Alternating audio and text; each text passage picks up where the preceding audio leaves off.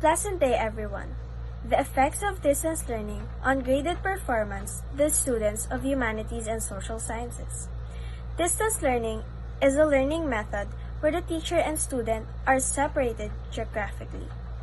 That being the case, there is no physical interaction present between students and their teachers. According to the Digital Marketing Institute, studying online or using the method of distance learning can improve digital literacy. The students can learn or gain more knowledge about using the digital platform that they needed in doing their assigned tasks. Most of the digital platform that we are using in distance learning requires basic skills and knowledge on surfing the internet. A distance learning program can be completely distance learning or a combination of distance learning and traditional classroom instruction called hybrid and blended. The COVID-19 has resulted in schools shut all across the world. Globally, over 1.2 billion children are out of the classroom. As a result, education has changed dramatically, with the distinctive rise of e-learning, whereby teaching is undertaken remotely and on digital platforms. Research suggests that online learning has been shown to increase retention of information and take less time. Meaning the changes coronavirus have caused might be here to stay. While countries are at different points in their COVID-19 infection rates. Worldwide, there are currently more than 1.2 billion children in 186 countries affected by school closures due to the pandemic. With this sudden shift away from the classroom in many parts of the globe, some are wondering whether the adoption of online learning will continue to persist post-pandemic and how such a shift would impact the worldwide education market. According to Carr, he found that students enrolled in a psychology course performed better in distance education, but were less satisfied with this modality. In Carr's research, distance learning students had a grade average of 5% higher than the face-to-face students, but with less satisfaction. Our conceptual framework starts off with the Enhanced Community Quarantine, otherwise known as ECQ, as the main root of this research. We will be tackling information on how the ECQ affected students on how it changed their academic performances, whether in a relatively positive way or in a negative way. This study will seek information regarding the effect of distance learning on good performance to the students of humanities and social sciences that will answer the following questions. What are the effects of distance learning? How are the effects of distance learning relevant to the good performance of the students of humanities and social sciences? What is the relationship between distance learning and the good performance to the students of humanities and social science?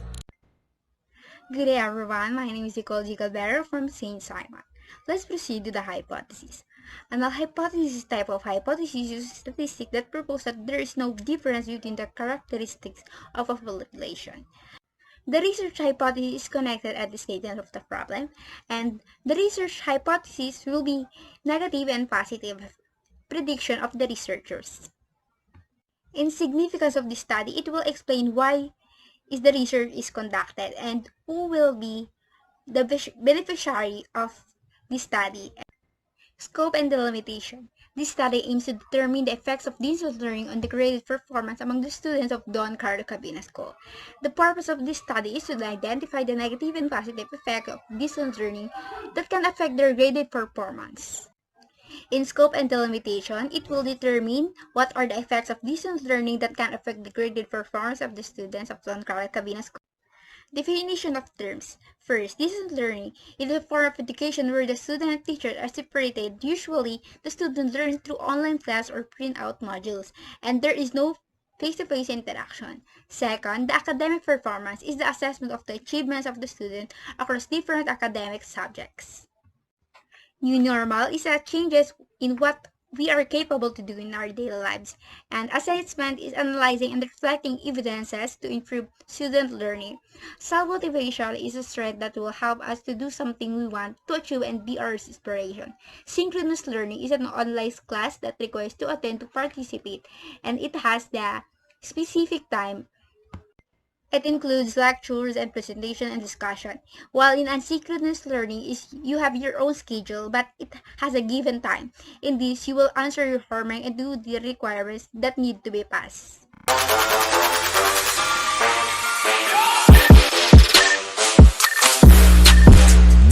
I'm Julius Ledesma, and I will be discussing the Chapter 2, the relevance of our RRL and RRS on our research.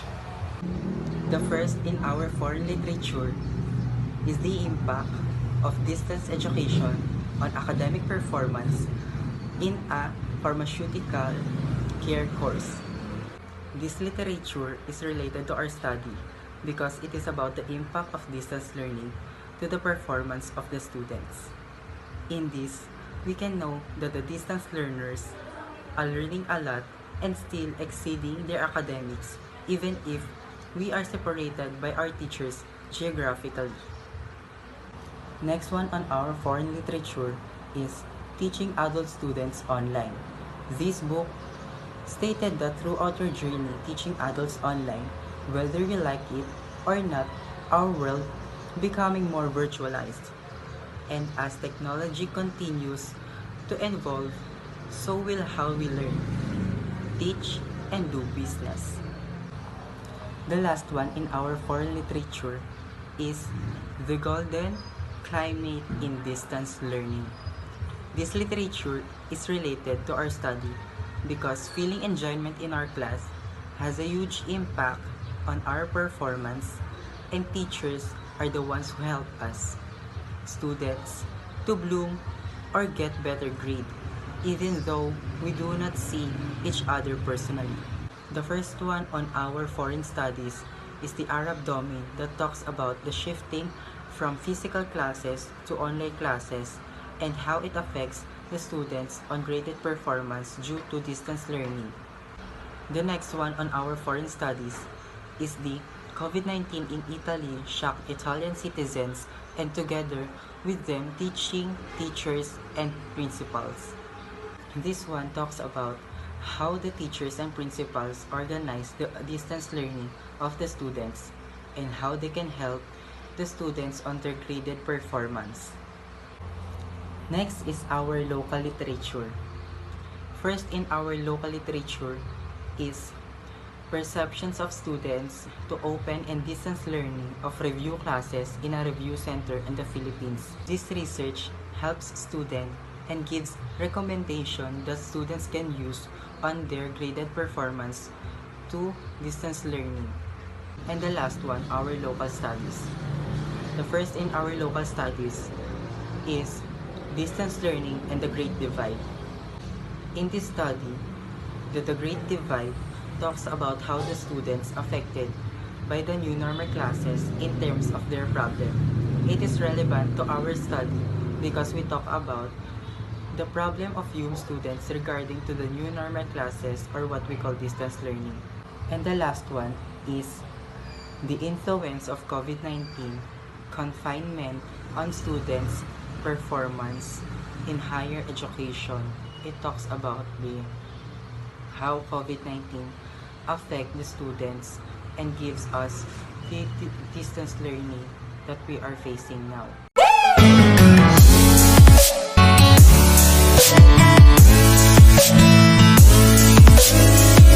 Good day everyone, I am a researcher and our title is the effects of distance learning on the graded performance of the humanities and social science. So I'm gonna discuss about the chapter 3, the methodology. So our research design is a descriptive because it's best fit in our study.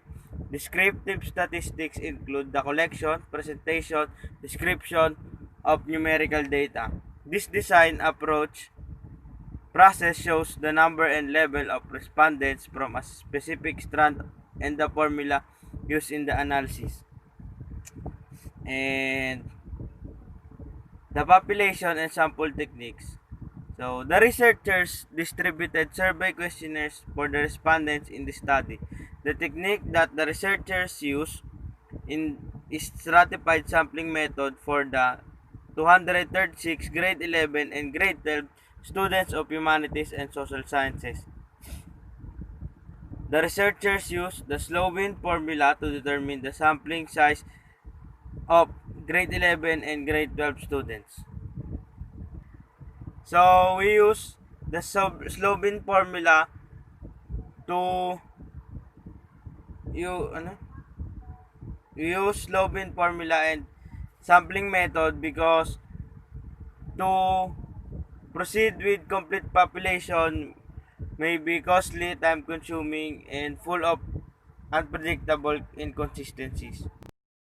So in the Slowin formula, where the n is the size of sample population, the n and another n is the size of total population, the e is margin of error. So the formula is n equals n over 1 plus n e squared.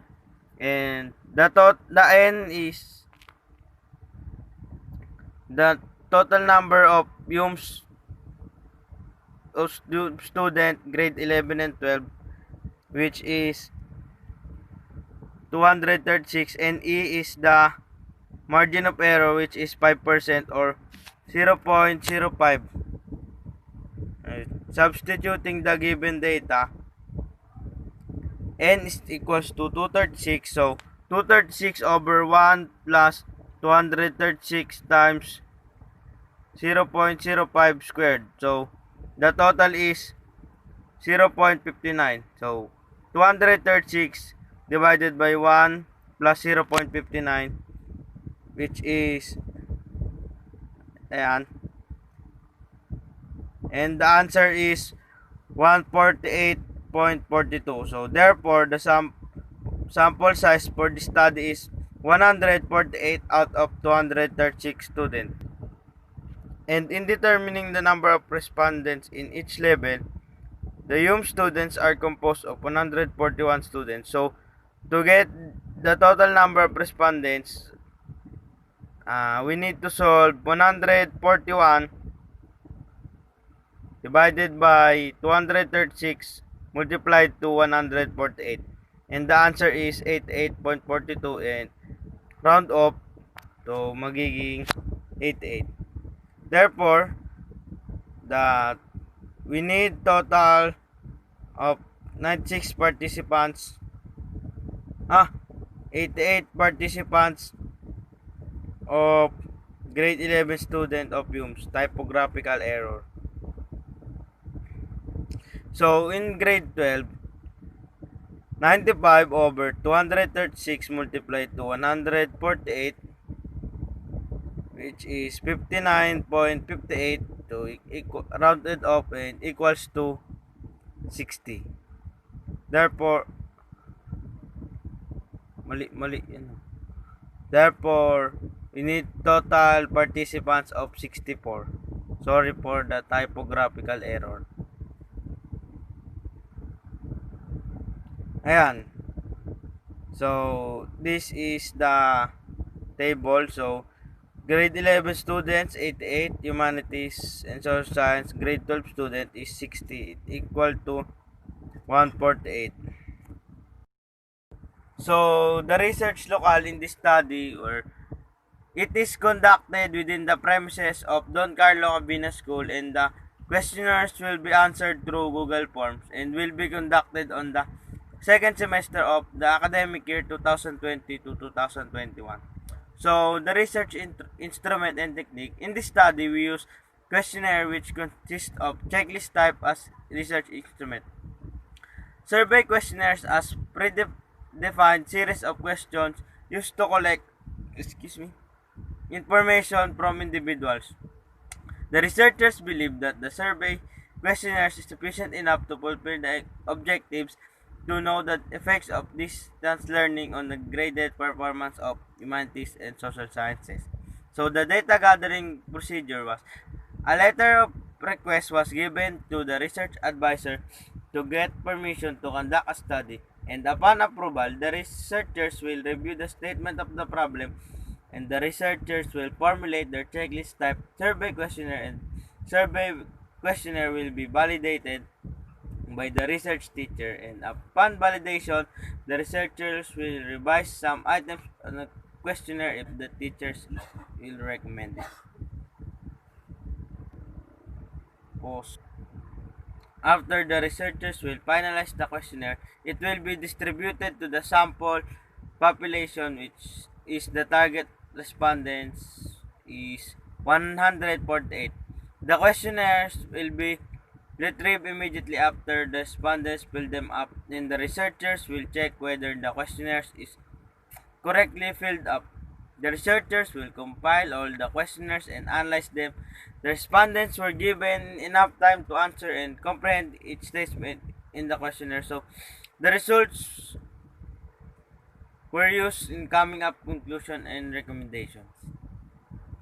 Data analysis and procedure. After the collection of data process, the researchers will compile the scores and use statistical method used for analysis of data are sample percentage and analysis and descriptive statistics, will which is uh, will be discussed in depth in chapter 4. So that's all. Thank you.